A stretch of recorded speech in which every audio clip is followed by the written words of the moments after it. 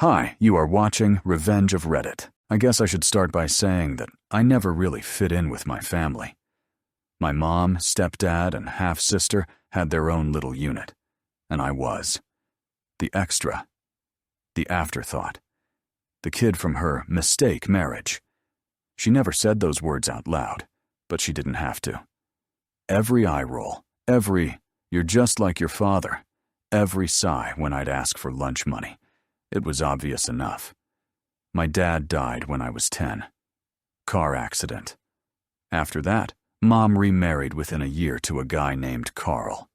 Real estate investor, which basically meant he borrowed money from other people and bragged about it.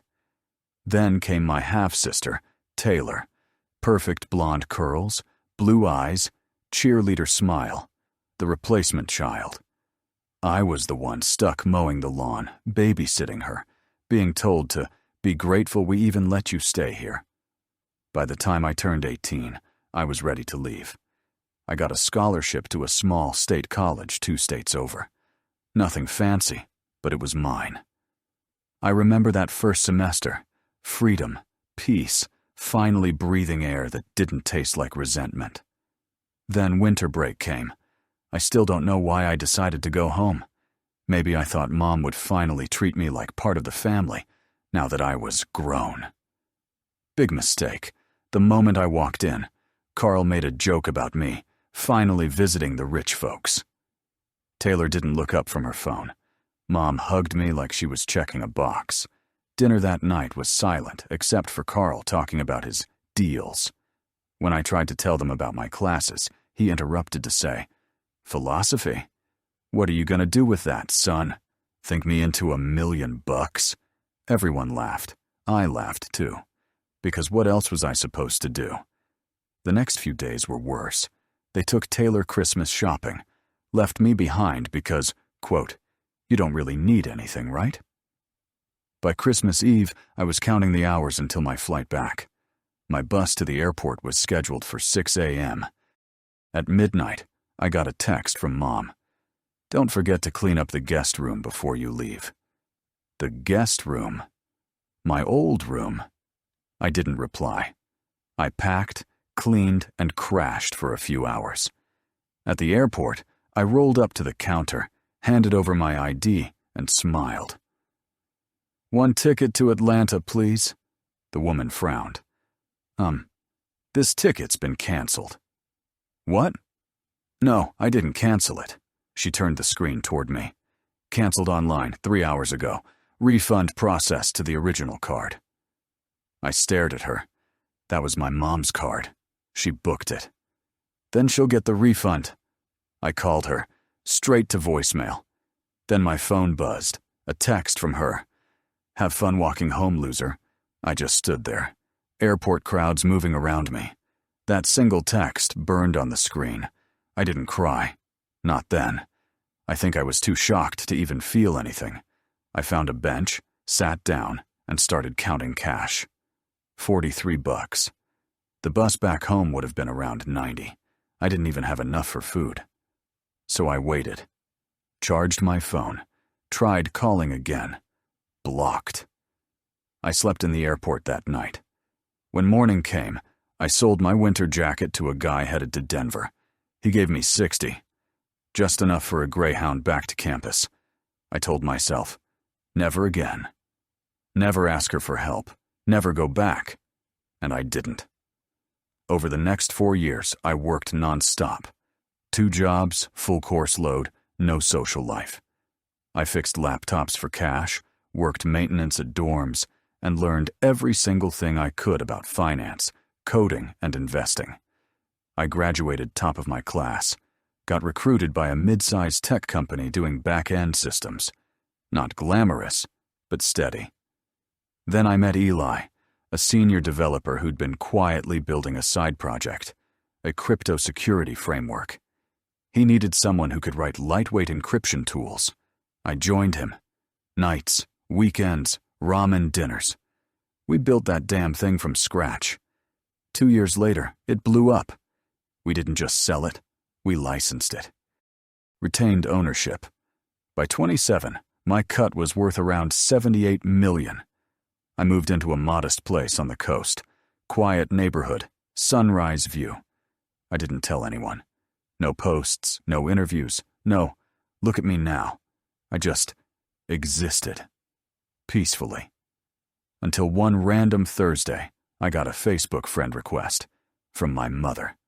It took me a solid minute just staring at the name. The profile picture was her, Carl, and Taylor, all dressed up, grinning in front of some giant house. Caption, blessed and highly favored. I didn't accept, but then came the message. Hey, honey, long time no talk. We were just reminiscing about our little genius. I'm so proud of you. We should catch up. No apology, no mention of the airport, no acknowledgement of years of silence, just a fake smile in text form. I left it on read. A week later, another message. Taylor's getting married next month. We'd love for you to come. It would mean the world to us. We already bought you a ticket. Yeah, right. I ignored that too. Then Carl called. Unknown number. Son, your mom's worried sick. She says you're angry about some teenage nonsense. Come on, be a man and let it go. We're family. I hung up.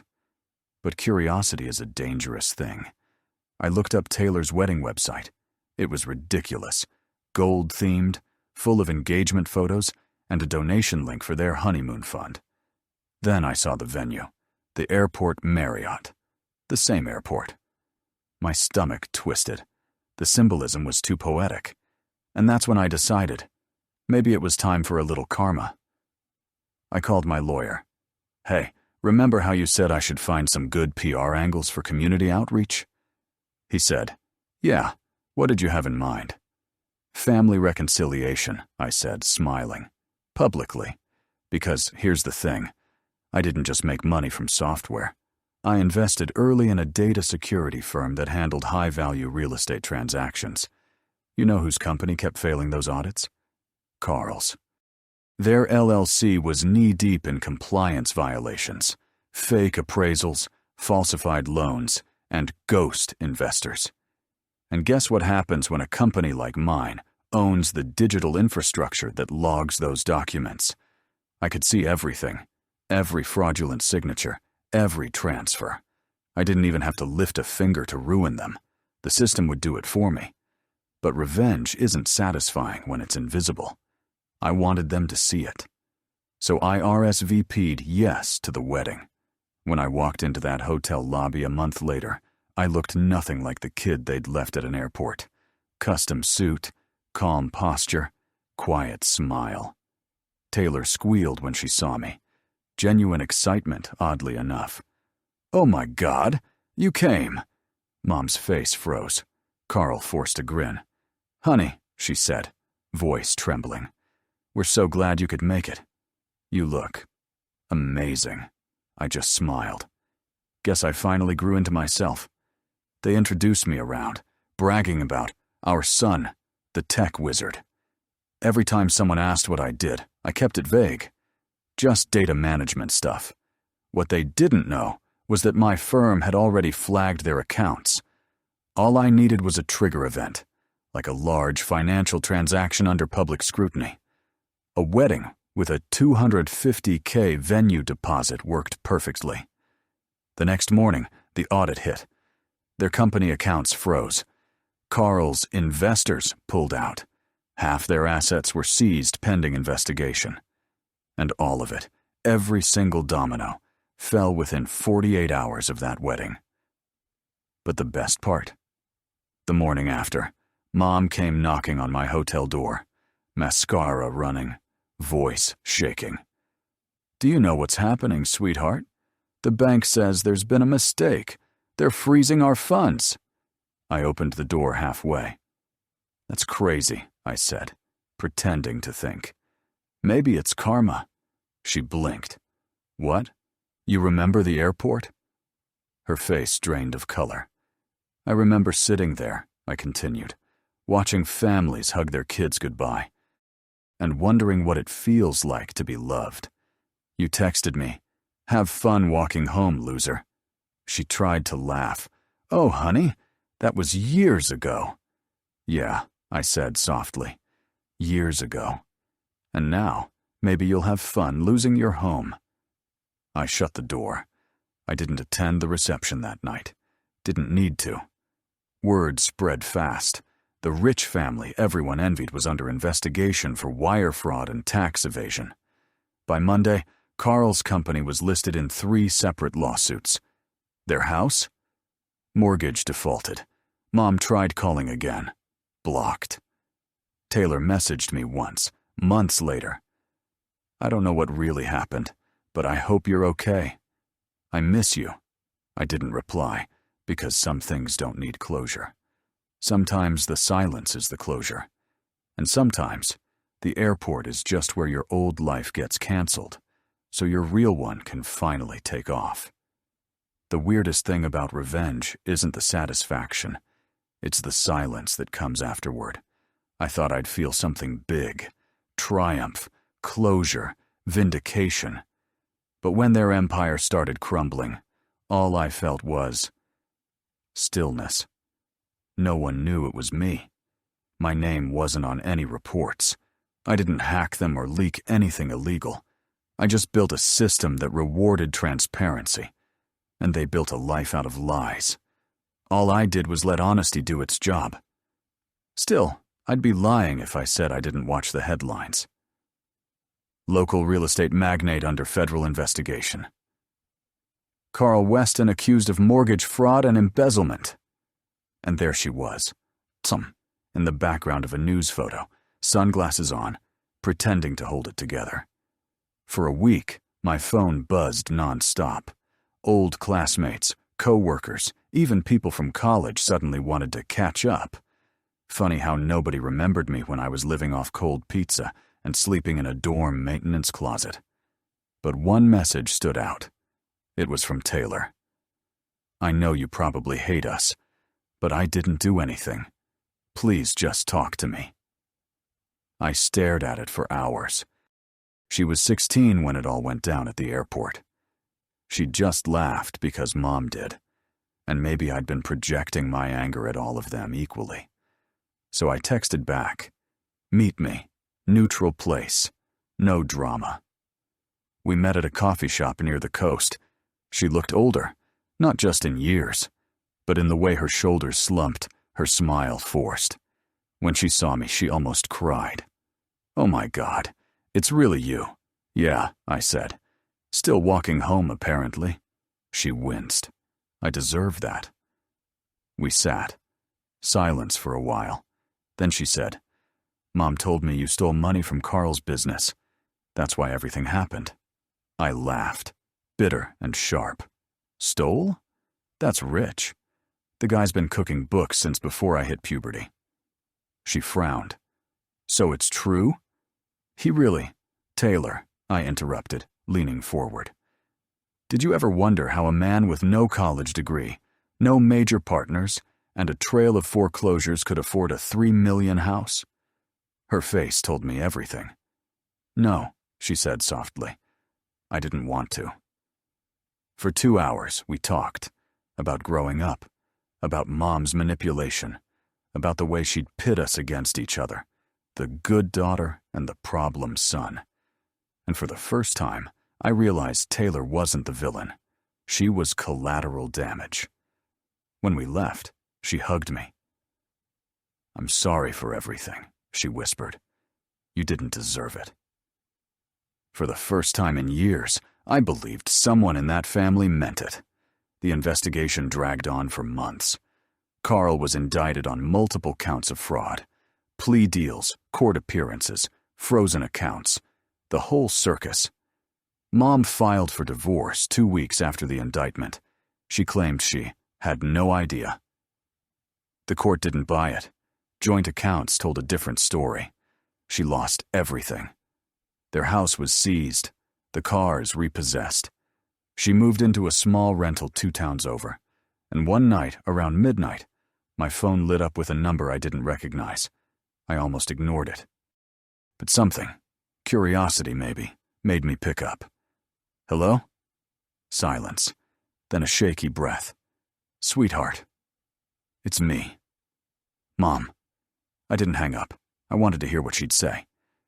"I just wanted to talk," she said. Her voice was thin, trembling.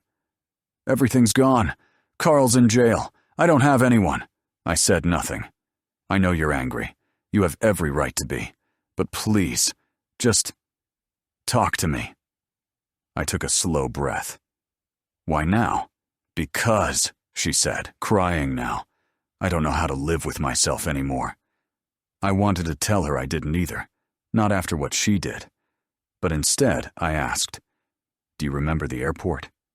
A pause, then softly, "Every day." "Why did you do it?" "I thought if I cut you off, you'd come crawling back," she said. "Carl said it would teach you humility. I didn't know you'd just disappear." I closed my eyes. "You canceled my ticket to teach me humility." "I made a mistake," she whispered. "I lost my son." That was the first honest thing she'd said in years. We talked for 20 minutes. I didn't forgive her. Not really. But I didn't hang up either. She told me she was working part-time at a diner, living paycheck to paycheck. I could hear the exhaustion in her voice. When we said goodbye, she asked, "Do you think we'll ever be okay again?" I said, "I think we're both still learning what okay means." She cried again, thanked me, and hung up. For weeks after that, I couldn't stop thinking about her, about the years wasted, the pain, the silence. I knew I could fix her life in an instant. Wire a few million, buy her a house, make her comfortable. But money doesn't fix what broke between us. So instead, I called Taylor. "Hey," I said, "Mom's struggling. Maybe you should check on her." Taylor sighed. "I already do. She doesn't know. But I've been sending her rent money. She won't take it if she knows it's from me." That surprised me. "You've changed," I said. "Yeah," she said. "Turns out watching your parents lose everything teaches you things money can't." A few months later, I got an invitation, a baby shower, Taylor's. The envelope had a note. "Would mean the world if you came. No pressure, just family." I almost didn't go, but something inside me said, maybe it's time to see what family can look like when you start fresh. The event was small, backyard, modest food, simple decorations, genuine smiles. Mom was there, older, thinner, but smiling. When she saw me, she froze. Then she walked up slowly, like approaching a wild animal. "Hi," she said softly. "You look good." "So do you," I said, considering everything. She smiled weakly. "I'm trying." We didn't talk about the past. We just sat. Watched Taylor unwrap baby gifts. At one point, Mom whispered, "I'm proud of you, you know." I always was, even when I didn't show it. I didn't answer. But I didn't walk away either. A week later, Taylor sent me a picture. Mom holding her newborn granddaughter, eyes full of something I hadn't seen in decades. Peace. Her text read, "She's changing.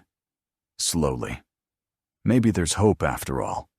Maybe there was. But the universe wasn't done testing us." 6 months later, Taylor called me sobbing. "It's Mom. She collapsed at work." By the time I got to the hospital, it was bad. Stroke. They weren't sure she'd recover. Standing in that sterile hallway, watching machines breathe for the woman who'd once left me stranded, I felt everything and nothing all at once. She looked so small. Taylor held her hand. "She's been asking for you," she whispered. I sat beside her. The machines hummed softly. "Hey," I said quietly. "It's me." Her eyes fluttered open, faint recognition. "My boy," she whispered. "Yeah," I said, forcing a smile. Still walking. A tear rolled down her cheek. "I'm sorry. I know." She smiled weakly. "You made it." I did. She squeezed my hand. "Good." And just like that, she was gone. The funeral was small. Taylor, her husband, a few co-workers. No one mentioned Carl. After the service, I stood by the grave long after everyone left, wind moving through the trees. For years, I'd dreamed of her getting what she deserved. But standing there, all I felt was a quiet, strange kind of release. Revenge gives you control. Forgiveness gives you peace. Maybe I finally had both. A month later, I was sitting in my office. My company had just landed a new defense contract when my assistant knocked. "Sir, there's someone here asking for you." I looked up. "Who?" "Carl Weston." I froze. "Send him in." He looked terrible, gaunt, gray-haired, hollow-eyed. Prison changes people. "Son," he started, trying to smile. "You look successful." I leaned back. "What do you want?" He laughed bitterly. "Always straight to business? Fine. I need money. A loan, just to get back on my feet." I stared at him. "You defrauded people for a decade, stole from retirees, and lied to everyone. And now you want me to fix it?" He spread his hands. "I've paid my dues. 18 months inside. That's enough, right?" I smiled. "No, that's just the down payment." He frowned. "What's that supposed to mean?" I slid a folder across the desk. "This is a civil lawsuit from every one of your former investors. I just bought their claims." He blinked. You can't do that." "Oh, I can. And I did. I own your debt now, Carl." His face turned white. "Why? Why can't you just let it go?" "Because you taught me what happens when you let liars win." He stood up, trembling. "You'll regret this." I smiled coldly. "Maybe. But at least I'll do it walking home and on my own terms." He stormed out. That was the last time I ever saw him. 2 months later, he vanished. Rumor said he skipped town. Another said he was found dead in a motel outside Tulsa. I didn't check. Some stories don't need an ending. Years passed. Taylor's daughter grew up. Called me Uncle Max. She'd sit on my lap while I coded, asking endless questions about computers and the magic numbers that make lights move. Every time she laughed, I heard an echo of the boy I used to be, sitting alone in an airport, holding a useless ticket, thinking nobody in the world cared. But someone did. Future me did. And if there's one thing I've learned, it's this. Sometimes the best revenge is simply becoming the kind of person your enemies could never imagine or deserve you to be. After Carl vanished, things settled into something that almost felt like peace. For the first time in my life, I wasn't running from something. Not from shame, not from anger, not from ghosts of the past. I was finally running towards something. I started a foundation, small at first, to fund college travel expenses for low-income students. The name? The Walking Home Fund. Yeah. I have a dark sense of humor. But every year, dozens of kids who couldn't afford a plane ticket home for the holidays got one for free. No essays, no sob story requirements, just proof of enrollment and a need. Because I remembered exactly what it felt like to sit in an airport with $43 and a canceled ticket, wondering if anyone gave a damn. I did. The foundation grew. Journalists started calling. "Why the name?" they'd ask. I always smiled and said, "Because sometimes you have to walk home before you learn how to fly." It became a line people quoted, printed on shirts, turned into TikTok audios with piano music under them. I didn't mind. The story didn't need my name. But one day, the story found me anyway. A journalist from Forbes reached out for an interview about ethical startups. They wanted to feature how I'd turned a security firm into a transparency standard for real estate data. The interview went well, until the final question. She said, "I've heard rumors that your company's first major compliance case was connected to your own family. Is that true?" For a moment, I thought about denying it, about smiling politely and saying, "No comment." But something in me, maybe exhaustion, maybe honesty. Said, enough hiding. So I told her everything about the childhood, the airport, the text, the revenge, the reconciliation. She didn't interrupt once. When I finished, she sat back, eyes wide. That's incredible. Tragic, but incredible. Don't make it tragic, I said quietly. Make it useful. The article dropped a month later. From homeless teen to tech mogul, how betrayal built a billionaire. It went viral. Not because of the money, but because of the message. People resonated with the pain, the betrayal, the redemption. The comment section became a therapy session. My mom kicked me out at 17. Reading this made me feel seen. Revenge is sweet, but peace is sweeter. This man turned pain into purpose. It wasn't about me anymore. It was about everyone who'd ever been told they weren't worth the ticket. Of course, not everyone took it kindly. 2 weeks later, I got an email from an unfamiliar address. Subject: You humiliated me. The message was short. You ruined my life once. Now you've turned me into a headline. Hope it was worth it. Scroll, there was no return address, no threat, just bitterness wrapped in digital ink. I didn't reply, because some ghosts only want attention, not closure. Meanwhile, Taylor thrived. Her husband opened a small auto repair shop.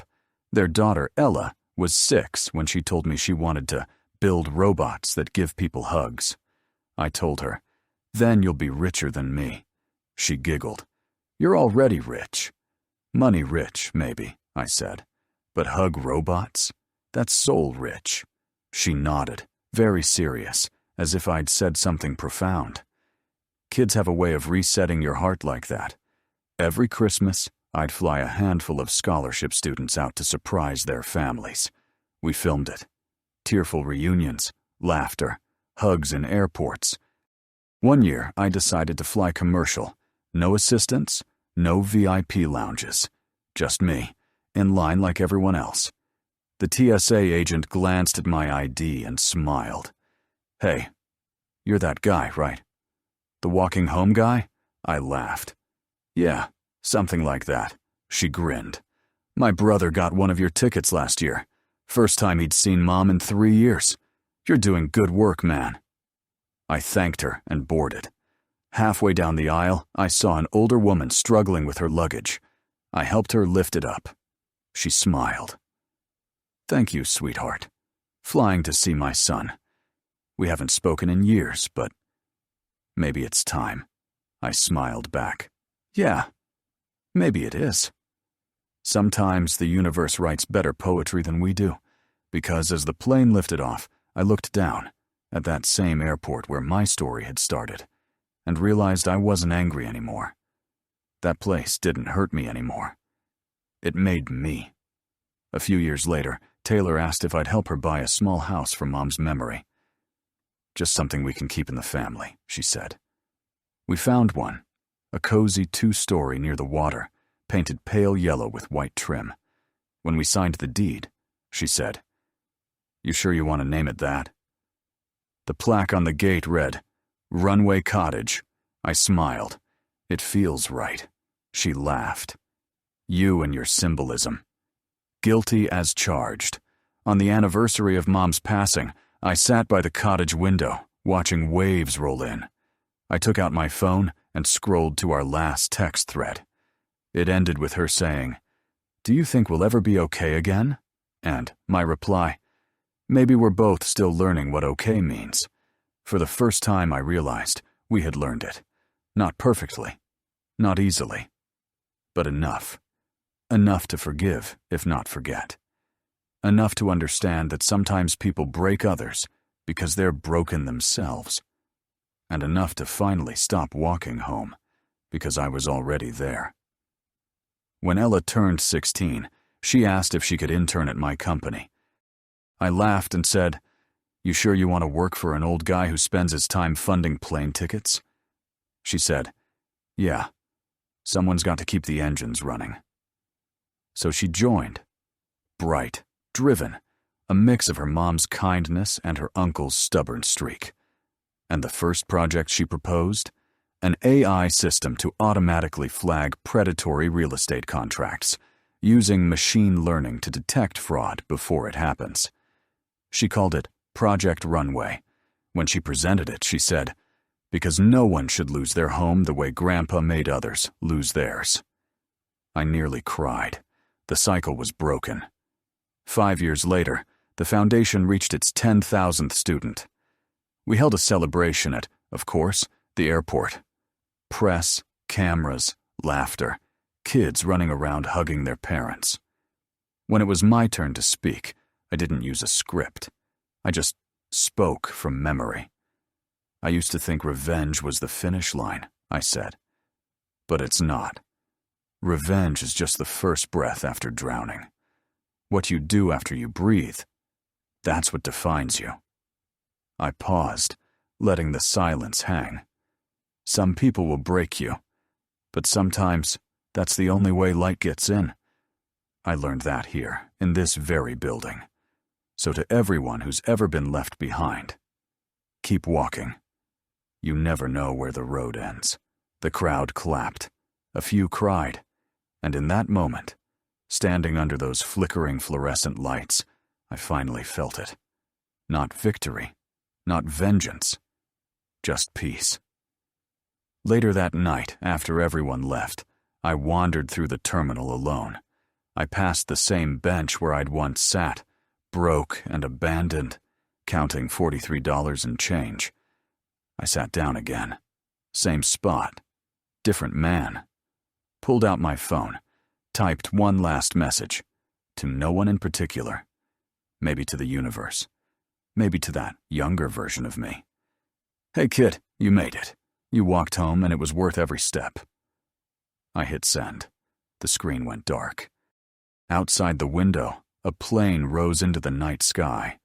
Tiny, shining, free. Postscriptum. The Walking Home Foundation now operates in 12 countries. Over 30,000 students have reconnected with their families. Every boarding pass carries a small printed line, dedicated to the kid whose ticket was canceled. And every time I see one, I smile. Because I know, somewhere out there, another loser is walking home. And maybe, just maybe, they'll learn to fly.